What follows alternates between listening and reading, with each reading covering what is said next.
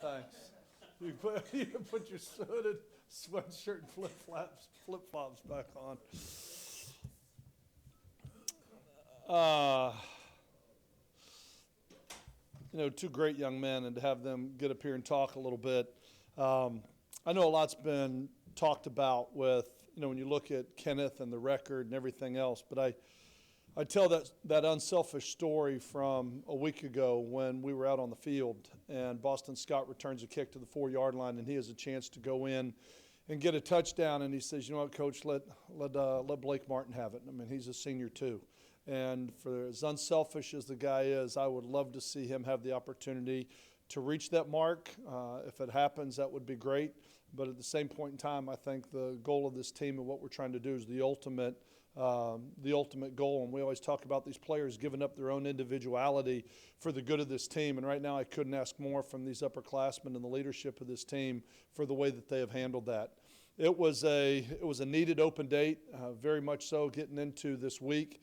We needed this open date for a number of reasons. It was an opportunity for us to self-scout, really to sit down and look at us, where we are statistically, where we are.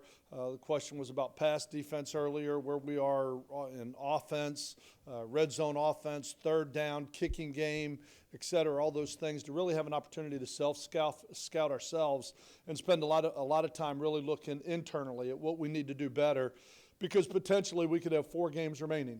We know we have 3 right now with 7 wins, 2 on the schedule and a bowl game. But potentially with 4 games remaining, felt like it was a great opportunity to self-scout and kind of look inside at ourselves. We had an opportunity to look at a couple of our future opponents and to put kind of mock game plans together for those. We had an opportunity to get on top of recruiting. We had an opportunity to develop some depth. We went pretty hard at it on Tuesday, Wednesday, and Thursday, and we were in full pads. We scrimmaged quite a bit and really gave a lot of those young guys an opportunity to come along. When you talk about guys like Russell Ferris and Brandon Derman and Theron Williams and Trey Spencer and a lot of these young guys, it really gave us an opportunity to get a really good look at them. And so I thought it was really productive. And then with the quarter ending this week on Thursday, it was a great opportunity for us to give them some free time and get a jump academically. Just so we can finish this quarter up strong, I think was really important. So I felt like it was a really productive week. I feel like we got better last week. We had an opportunity to really look at ourselves and maybe add some wrinkles and doing some things a little bit different to help ourselves in some of the problem areas that we have. But I thought it was really a productive week as a staff and as a team. And then we got an opportunity to get away for a couple days, to give the players off Friday, Saturday, to get them out of here, to give them a mental break, a physical break, I think was really important for them as we get into these final games of the year. Getting into UTEP this week, I think UTEP is a very dangerous opponent. I say that because they need this game for bowl eligibility. And so with 2 games remaining, they're kind of in a win or else. And so I know right now that we will get, not only do they play hard every game when you watch them, but I know we will get everything that we can get because they will throw the sink at us. They're in a more or less a 1-game season, and so it's a very dangerous game. And I think the most important thing is that we understand what we're walking into. They are 8-2 at home over the last 2 years. They're very difficult to beat at home, but being 8-2 at home, we know this is going to be a heck of a challenge for us and going on the road. I think Sean Kugler does a great job with that program. They are hard-nosed, they are physical, they are tough, and they control the line of scrimmage.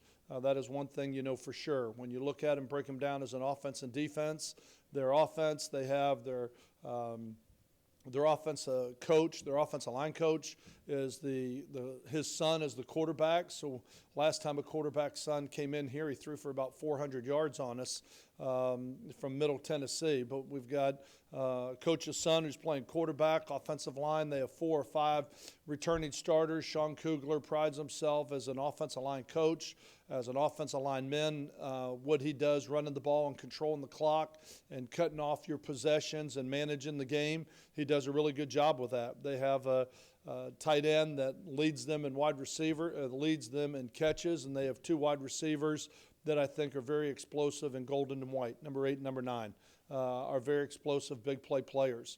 Their running backs, they've had some injuries. They're doing it by committee right now. But I'll be honest, I think when you look at this football team, it's about their offensive line, how they come off the ball and how they control the line of scrimmage and what they're able to do up front, and they really do a good job with it. Their defense ties into what they do as an offense. They are 4-2-5 defense. They play with 5 defensive backs, but they are very active, very pressure-oriented with what they do. Most people that are 4-2-5, their safeties are the leading tacklers. With this defense, it's their 2 defensive ends and their 2 linebackers. Their front 6 are very active with what they do. They're physical, they're hard-nosed, they go against that offensive line every day, and they play very physical up front on their front. And it's one of those things when you look at them statistically, they may give up some yards, but they lead the league in 3 and outs as well, because they're going to put a lot of pressure on the line of scrimmage, and they are going to force your hand, and that you are going to have to operate under pressure, and they do a really good job. The special teams, I think, is probably one of their strong suits. They have a kick returner that is the active leader in FBS football right now. Excuse me, in kickoff returns. I believe he's 3rd all-time in touchdowns on kickoff returns. They have a punt returner averaging 15.5 yards per return. They've got a punter who's 2nd in the league, averaging 45.8, and their kicker is 3rd in the league with 62% touchbacks. So when you look at them on their special teams, they're really salty on their special teams, and it'll be a great challenge for us having to go there and play where they have an 80% winning record over the last 2 years. And as a football team, we've just got to make sure that we're focused. We've had our open date. We've had our time away. And now it's time to get back into the routine, the day-to-day routine of getting back into game week. And so Sunday was a step in the right direction with what we were able to do on Sunday and really get a head start with a good practice Sunday night. And then players are off today academically, and then we'll be back over here tomorrow to really start getting into the full game plan of everything.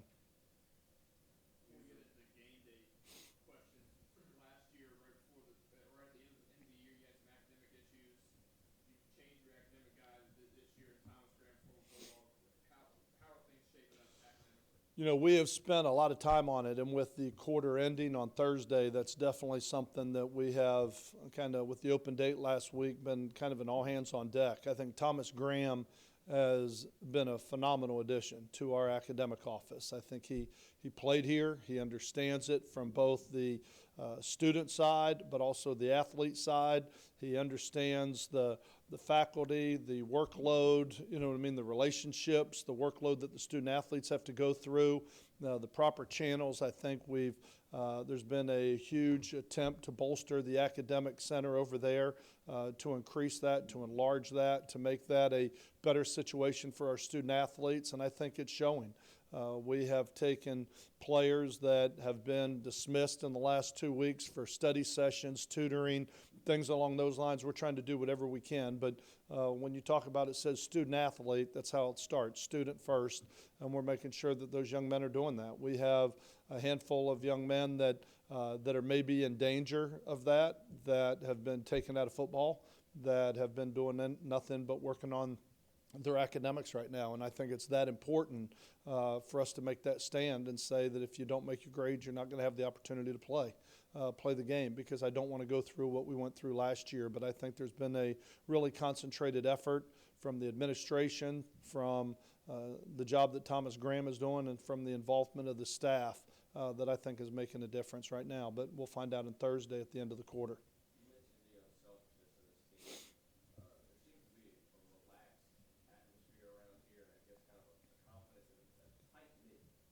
Yeah, I think it's huge, and I would say it's probably more of a I don't know that it's relaxed as much as it's a very confident, comfortable group. I mean, they're very comfortable together. They're very confident together. The way they work right now, you hear Kentrell Bryce get up here and talk about blue collar. We come back, we go to work. Some of the things that we really have looked at hard in the off season, our secondary was promoted very highly. But then you've got 3 new linebackers that are walking into the mix from a pass coverage standpoint. I'm certainly not trying to blame anybody, but pass defense is about your 4 pass rushers and your 7 guys that are dropping in protection, and sometimes it's the secondary takes a lot of the brunt, but it's really where all 7 of them fit. And I think those guys have had a blue-collar, hard work approach every single day, and I think they're getting better and better. And I thought this week we made some strides in that as well. And I think that's it's not about finger-pointing. It's they're very comfortable with who they are. They know they're all going to work. They trust each other.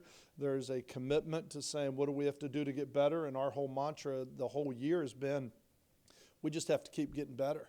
You know what I mean? We're not there yet. I said it after, I don't remember one of the games earlier, we're a work in progress. I mean, we're still a work in progress, and we're 10 games in because you have some injuries and you change some leadership, and Nick Thomason's gone. Well, all of a sudden, Russell Ferris comes in, and he's got to fit on the string with everybody else to make pass defense work. And just the attitude and the comfort with all of them, and I think that's where their confidence comes from, is the trust factor in each other. Offense, defense, special teams, and the hard work that everybody's put in and the commitment that everybody has. Clarification, you said some guys haven't been playing to get their academic card. You mean practicing, or like they haven't played last couple of games because of academics? They have not practiced. It could be some starters. No. You use the word dangerous with you guys. Yes. You kind of called, like, you referred to some of these games where your favorite as like maybe trap games, and you've won those games handedly. Is it maybe time to kind of like graduate from the whole trap game narrative, or you think that might be still in play this weekend? No, I don't recall saying trap game. It's a dangerous game because of who we're playing and the situation and where they are. With us having final exams this week, there's a big load academically right now on this football team coming off of an open date. How are you going to gel? Are you going to come back and, stay in the same routine you were in? And dangerous from a standpoint, the team you play is 8-2 on the road, or they're 8-2 at home. And if they don't win this game, it would knock them and eliminate them from bowl eligibility. That's what makes this a dangerous game. So I'm not in a trap game. I'm not in a poor, pitiful me. I'm in, this is reality. This is what we're facing. These are the facts. And I'm very honest with our football team and what we're going to walk into and the amount of focus that it's going to take to go win this game. But I think it would be a mistake to think, oh, yeah, well, look at the records and we're better than them. I think that's a loser's mentality. I think right now we've got to take the mindset that we're walking into a very dangerous game with a team that's 8-2 at home in the last 2 years who is facing bowl elimination. So we will get their best shot of the year. I'm guessing nothing will change in terms of preparation or maybe managing of snaps or anything, considering this game, I guess technically in the standings, it may not matter looking ahead to the Southern Miss with the magnitude of that game next weekend. No. Mm-hmm. What's going to be the key offensively for you guys this week then? Well, when you look at it, nobody's been able to control the ball on them. You know, when you talk about winning the time management part of it, the time of possession, nobody's been able to control the ball, and very few people have been able to take the ball and have 12, 13 play drives and methodically drive the field. They are kind of a feast or famine type defense. They're going to put everybody up there, and they're either going to give up a big play or they're going to get off the field. But either way, the mindset is like, get the ball back to the offense. And the offense controls the game. They cut your possessions down because they control the ball so much on offense with their running game, where typically you'll get into a game and you'll have 14 to 15 possessions. You may get 8 in this game. And so if you have 5 3-and-outs, it only means you can score 21 points with your offense on the field. Everything goes well. So I think that's kind of what they do, their mindset and how they're trying to manage and control the game.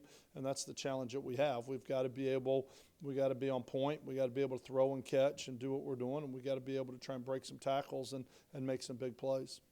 So that being said, how paramount is it to get off to a fast start Saturday? Yeah, I think, I look at, a game like just a week or two ago. It was 7-3 right before the half with Southern Miss. So I don't think we got to be up 21-0. We got to jump on an early lead and let's go out there and throw the ball 3 times deep and try and put points on the board early. Because if you get into that mindset, I mean, if they start with the ball and can control it and move it down the field and score, I mean, they went down the field and put up points on ODU last week in a hurry. I mean, they had the ball and they had it about 8 minutes and they drove the length of the field and they scored, and ODU gets it. And if you throw 3 deep balls, you're punting it back to them down 7-0, and you may only run 3 plays in the first quarter. So you got to be careful with what you're trying to do, and you got to be able to manage the game and kind of go with the flow of it and be able to attack what they're doing. And I don't know what their mindset will be against us. I'm sure with last year's film and having the same coordinators in place and everything else, they're looking at it, and they'll have a game plan coming into this game that they feel will give them a chance to win, and we're just going to have to adjust to it.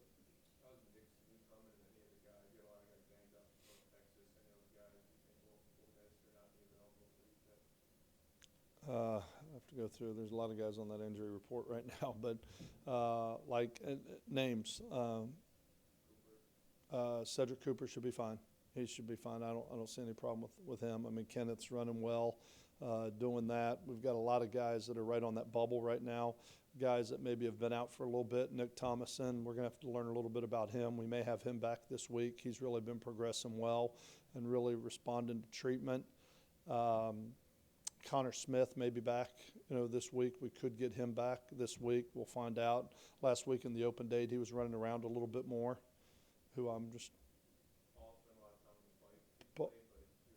Yeah, he's had that nagging hamstring injury, and I think last week was good for him, having a little bit of time away to give it really a chance to recover, because the problem with the hamstring is if you never let it recover, it'll never heal. It just needs time, and unfortunately that's not something we have in the middle of the season as a senior. And so he's just been pushing through it each and every week, and he's been getting all the treatment and doing everything we can to try and get him onto the field. But I think last week was good for him, and he ran around really well last night. He looked good.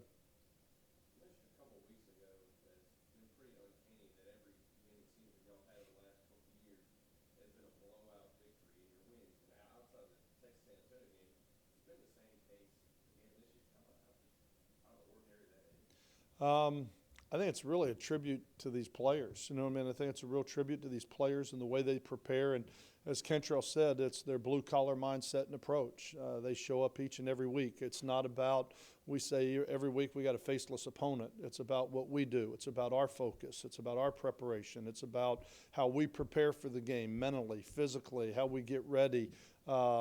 And these guys they've really bought into that, and that's part of that comfort and that confidence and where that comes from. But I think the result on the field is because of these players and their mindset, their unselfish attitude and their mindset and the way they show up each and every week to play the game. I think it's a tribute to them and what they're doing, but it takes a team effort. It takes a team effort offensively, defensively, and from a special team standpoint to be able to do what we've done and be able to put up some points. And we want to have the ability to run the ball and throw it as an offense, and we want to have the ability to stop the run and stop the big play as a defense. And I think those guys have really bought into that, and they're doing a nice job with it. It's a fun team to coach.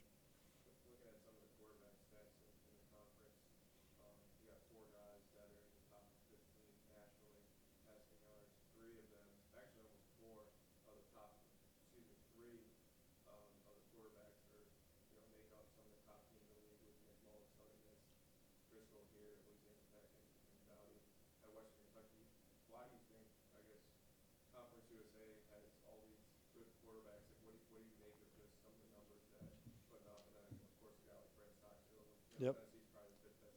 And has an opportunity to be bowl eligible. And I think it goes to show, it goes to show how important a quarterback is in success. When you talk about what people are doing, and in today's day and game, and having a quarterback and somebody that can pull that trigger is an important part of it today. I think it's a tribute to the coaches. I think it's a tribute to the coaches that are in the league, and I think it's a tribute to their ability to recruit. When you start to look at some of the quarterbacks that are in this league and their development and what they've done, there's some really good coaches in this league and some coaches that understand the passing game and are really complex with it and have really done a nice job. And I think if you talk about all four of those, I think probably all four of those quarterbacks are probably ranked somewhere in the top 20 or top 25 in the country. at a Conference USA, which I think is a real testament to the players and to the coaches and the programs that they've built. I have said this time and time again, the job that Tony Peterson has done the last 2 years with one-year quarterbacks and Cody Sokol and Jeff Driscoll has been incredible. I mean, I think we call him the guru. I mean, with what he's done right now, I think it's a real testament to all of those guys, those position coaches and those players.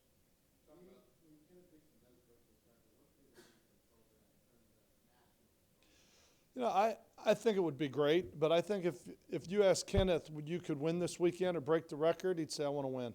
I mean, I don't, like I said, if that record was important to him, I think he would have went back out there on the field and taken that touchdown the other night, which would have given him one more or one step closer. I think that record is great for Kenneth. I think he's definitely deserving. We are not, just changing our game plan, say we're going to run it every down when we get down there. We're going to try and put the ball in the end zone. And, with Kenneth, I even ran one play.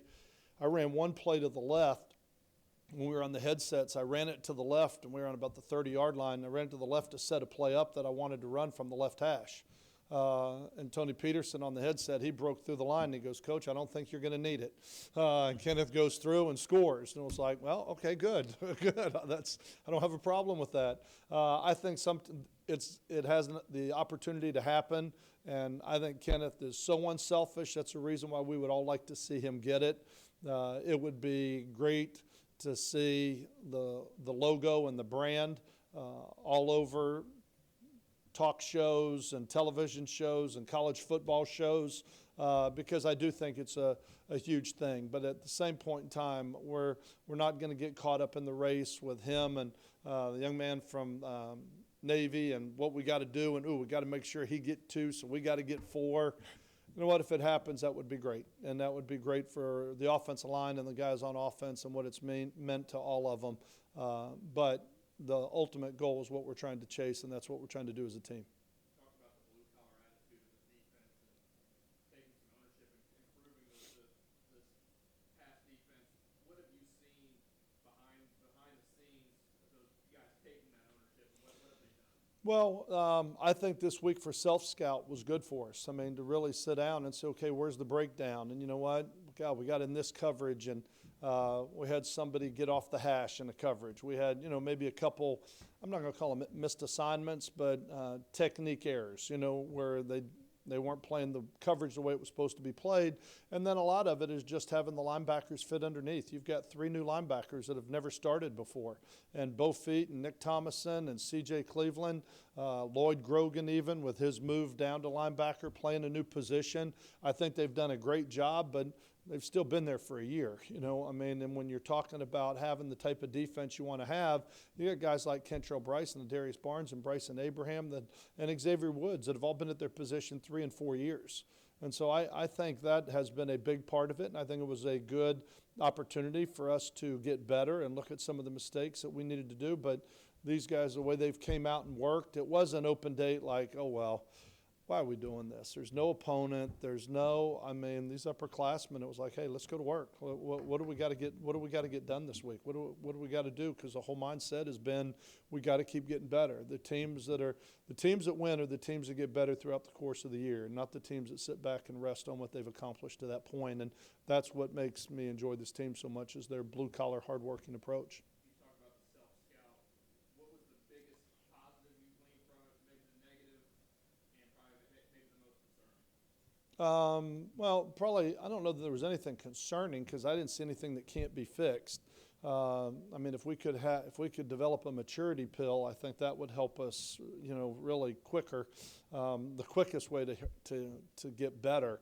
When you start looking at guys like Trey Spencer and guys like Aaron Robertson and guys like Cedric Cooper and guys like Theron Williams, they're all younger guys that are having to step in and play. And when we start getting into nickel situations, you're playing 5 defensive backs.